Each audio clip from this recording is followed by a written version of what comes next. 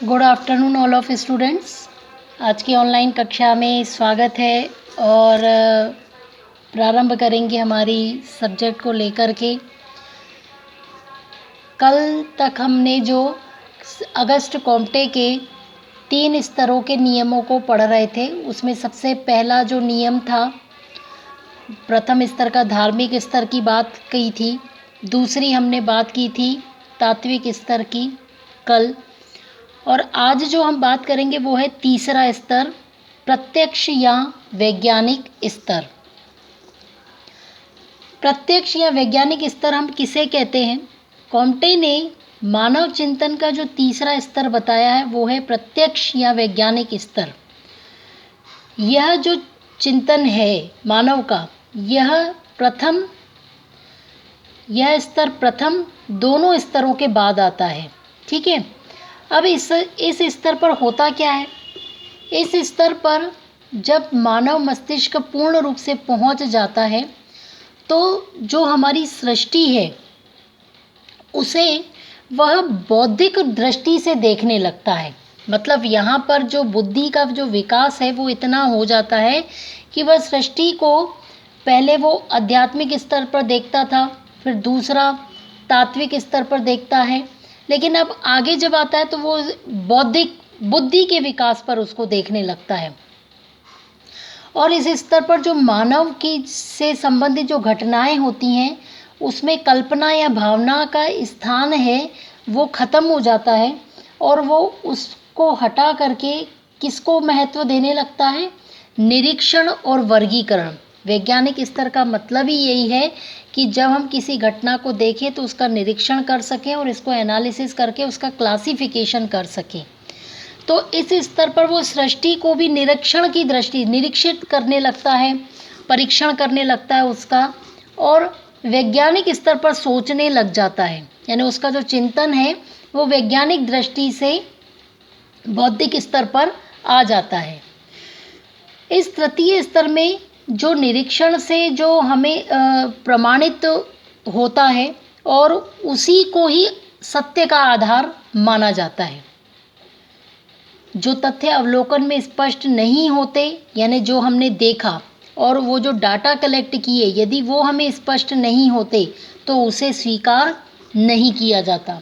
ठीक है, तो मतलब यहाँ पर क्या है? यहाँ जो सीधी सीधी बात है कि निरीक्षण ऑब्जर्वेशन के द्वारा जो निर्णय या जो सिद्धांत मिला उसी को स्वीकार किया जाता है।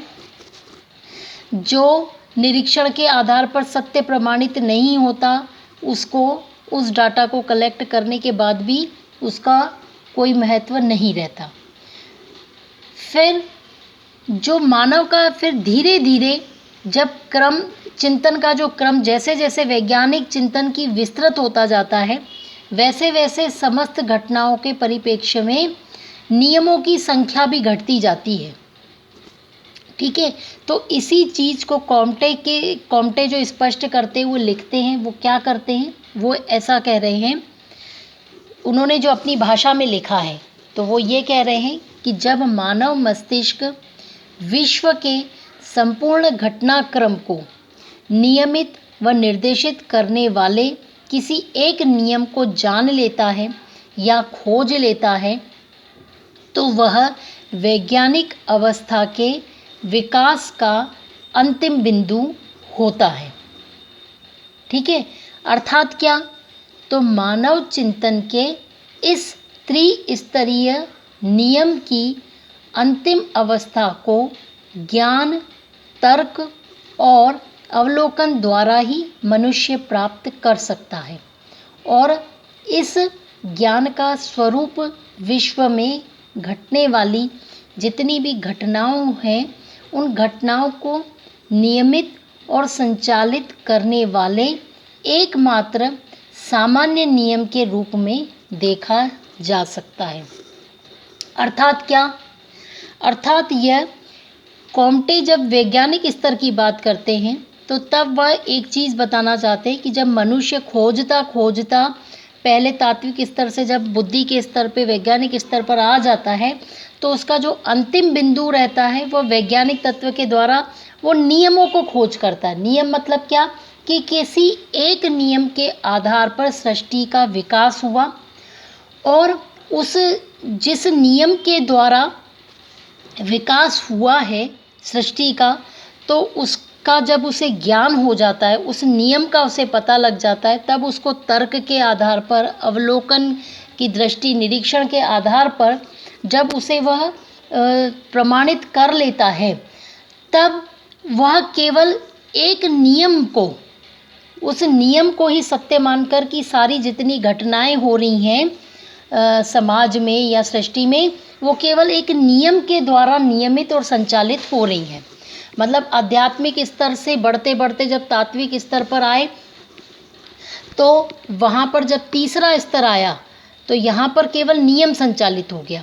यानी पहले जब हमने बात की थी उसमें पहले धार्मिक स्तर पे, तब हमने 3 चीज़ें मानी, 3 उपस्तर माने। उसमें पहले फिर अलग अलग होते हुए कभी किसी को भगवान माना, कभी किसी को माना। फिर जब दूसरे तात्विक स्तर पर आए तो तात्विक स्तर पर फिर मनुष्य ने क्या मान लिया कि सभी में एक ही अदृश्य सत्ता है। और पहले में क्या माना कि सभी में भगवान है, पेड़ में भी, ये भी, लेकिन अलग अलग देवी देवता है।